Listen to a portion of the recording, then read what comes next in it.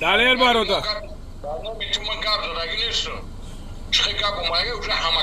هموجا هازی نگاه که دلیر هازی در هموجا توش تو گاب رفته است که تیپا ما دخترها را اخراجات کردم که میکشیم همین خیلی گپوت نزده والله بالله قسم نمیتونیست نمی سینجالولای ما فقط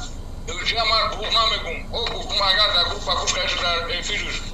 نشوتی کی گاب دادم او نشوتی او بوزون نشوده است اما گفت مای ما اگه باید کاز میکنم ما بتایم که همه اودان رکلام میکنم دخترو را میبرد بلا تو فتیلش رو میکنم همه اودان را ویدیو ابرشک نکنم برام اختار بکشتانه کرد